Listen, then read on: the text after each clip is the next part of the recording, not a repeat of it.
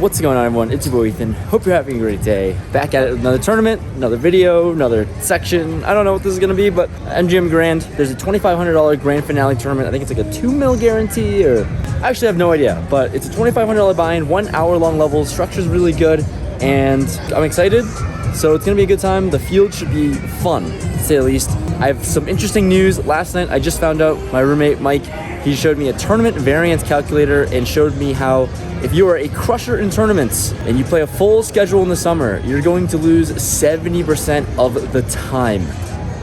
That means variance is high in tournaments, especially in big fields, 2,000 plus player fields. That means you're going to lose 70% of the freaking time. That's incredible.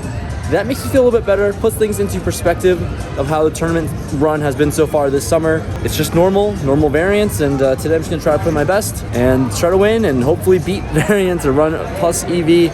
That's it. That's the spiel. Let's go into this MGM Grand Tournament. $2,500 down the drain, or I'll make a pile. With 60,000 starting in my stack, we enter this tournament at level 6. Blinds are 400, 800, 800, and I pick up 5-7 of diamond in +1. Opening a little bit wider here because I think it's beneficial for me to play more hands on this specific table in tournament.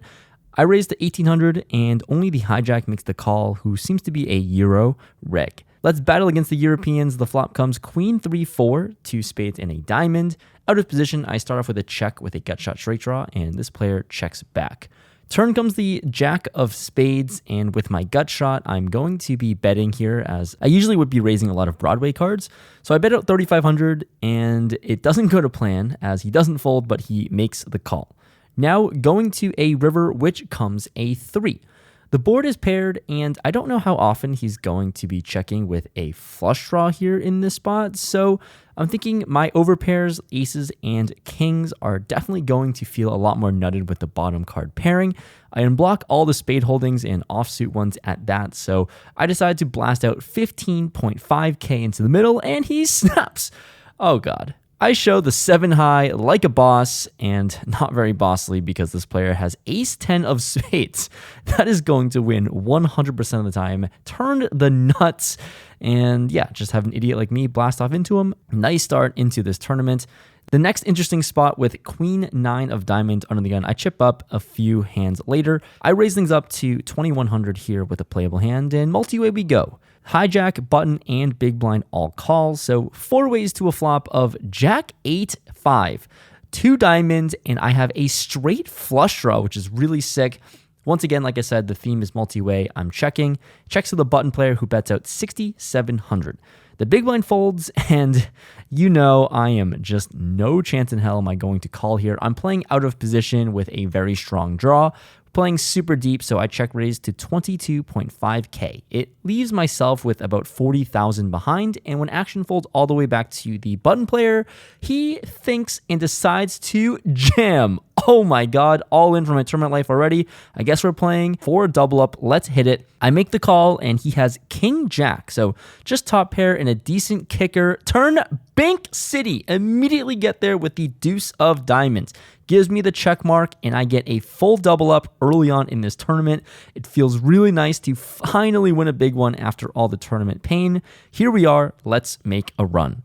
Following hand with ace-8 of spades under the gun, I'm here to battle once again. I raise things up to 2,100, and action folds around to the big blind, who decides to call. Going to a flop of ace-9 deuce to hearts. Here with top pair, I'm certainly going to be betting here. I bet out 3,000 against the big blind opponent, and he makes the call. Now to a turn, which is the 10 of spades, and I think my hand just kind of benefits between checking and betting sometimes. With a bad kicker and one that blocks some of the straight draws, I decided to just check this one back and see a free river, which is the 6 of spades. He checks for a third time, and I think with top pair, it would be silly to check this one back. Maybe I can get a crying call against a 9 or maybe even a 10 somehow, so I bet 8,000. And he just decides to announce all freaking in. What? Oh my god. It's a lot in his stack. He has 35 to 40,000. Massive all in. And you know what, sir? I believe you. I'm just going to let you have it. He shows ace king when I fold, and nice hand, sir. Well played. I'll take it. And you get a little bit of value from my ace. This is a fun hand that I've certainly have gotten involved with. 4-5 of spades on the button. It's a natural in Baccarat, and it's the nuts here. maybe. We'll see. Anyways, I'm on the button. Action folds to me. I raise it up to 2,500, and the small blind 3-bets to a pretty large sizing of 12.5K. Big blind folds, and, clearly I've been very active early in this tournament so far, and maybe this player is 3-betting a little bit light, and I defend this one because I'm in position. Let's battle it out against someone who could be 3-betting light. Let's see a flop of 4-5 deuce, 2 hearts. Oh my god, it is the nuts with top 2 pair with 4-5. Anyways, he starts off with a check, which I really didn't want to see, but here we are. Anyways, here with top 2 pair, I'm going to have to bet for value, so I size to 10,000, and I expect him to make the call with all of his overpair holdings, and he does, which is nice. All right, let's see a turn which comes the king of hearts. It's certainly not the best card in the world. Maybe he has ace king, but really, I think I lose a lot of value against some of the pocket pairs that he could have had, like 8s through jacks. Anyways, he starts with a check, and I need to charge for those hands that have a heart in their hand. So I bet out 16,000, and it's going to be a tricky spot if he does check raise, but he doesn't. He ends up actually just letting his cards go and fold, so I'll take another pot. It's significant, and I'm chipping up. The following hand, I have pocket 4s. It's small blind versus big blind. He has a short stack. I go all in the small blind, and he has queen 8 offsuit and calls. Pocket 4s can't lose until he flops an 8, sadly.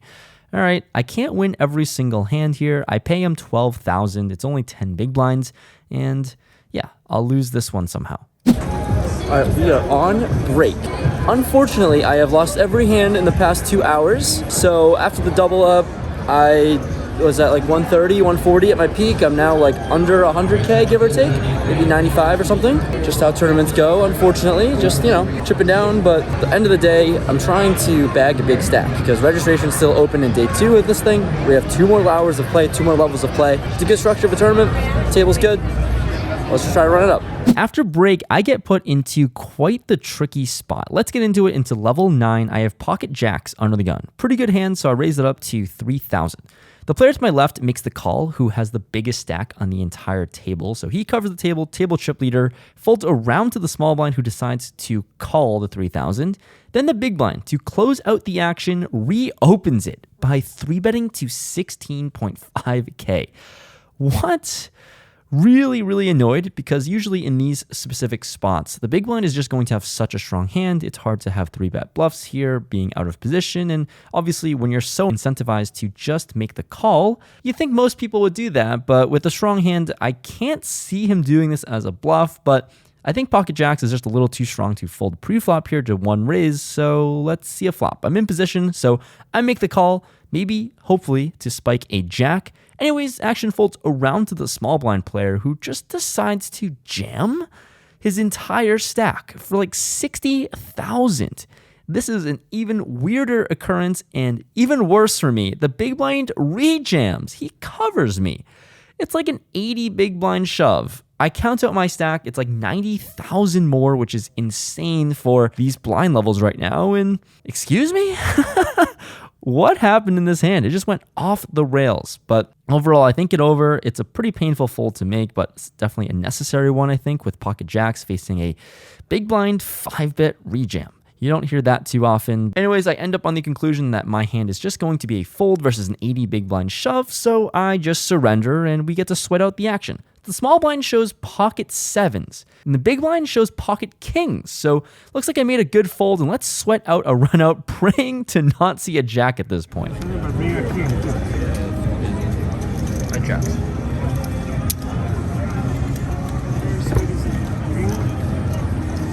The turn somehow brings a 7, and oh my god, pocket 7s sucks out in a big way, and he doubles up. I basically lose the minimum of only losing 16,000, but I had to show you guys this hand. What a wild ride of events. All right, pocket jacks didn't work out, but pocket deuces now on the button. Let's go set mining when there's a hijack limp, cutoff limp, and, I call. Why not? We're going to play a 5-way limp pot when the blinds get in here as well, and we see a flop of Bink City, ace, deuce, 5 rainbow. How lovely is this?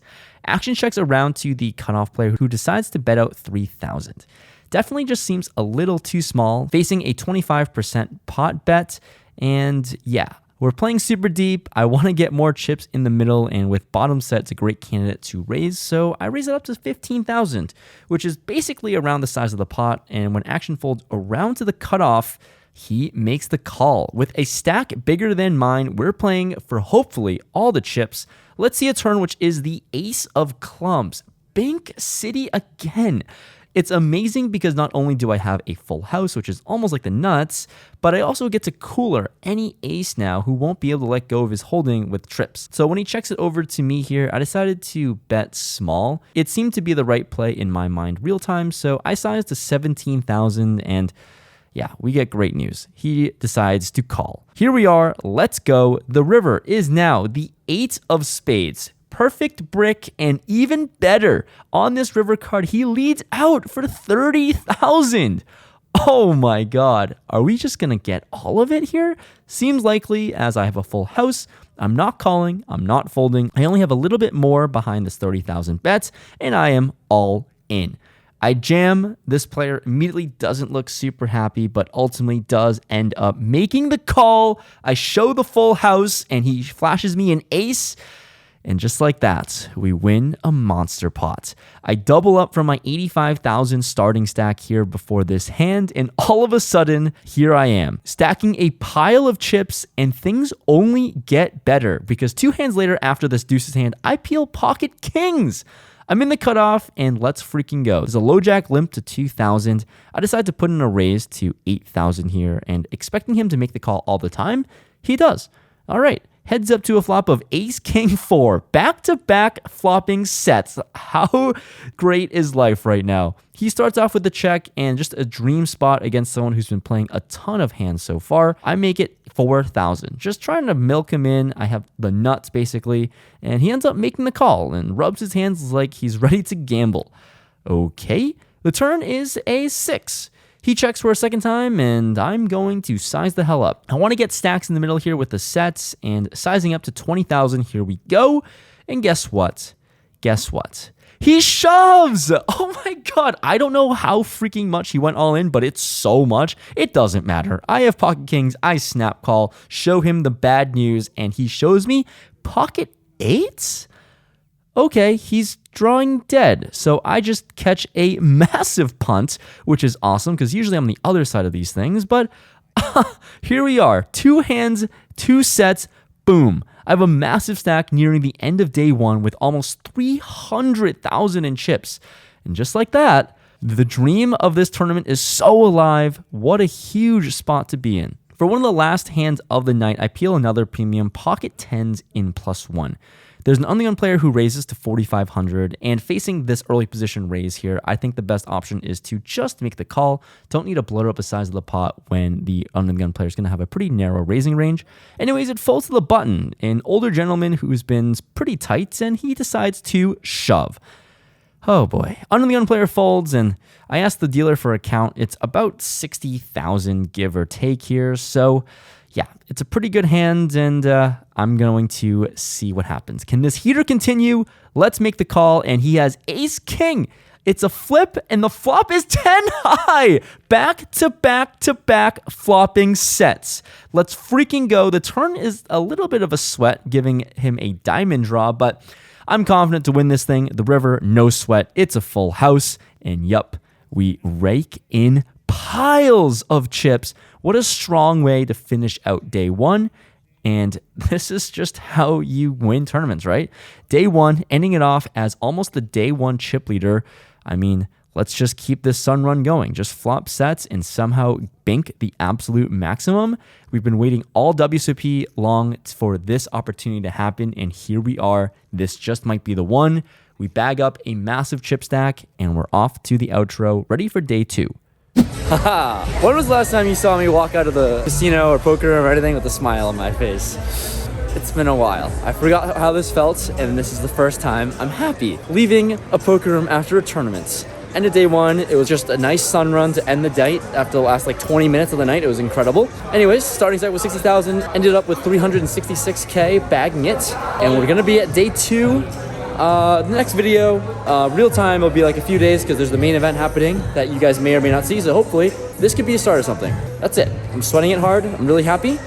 Don't want to blow it, but yeah, gonna come back the next video. But this was good. Thanks so much for watching. I'm just happy. I'm excited. And this was like the run I've been hopefully looking for all freaking series long. And that's all I got. I don't know what to say because I don't know the conclusion of this because there's gonna be more poker coming next few days. Main events coming.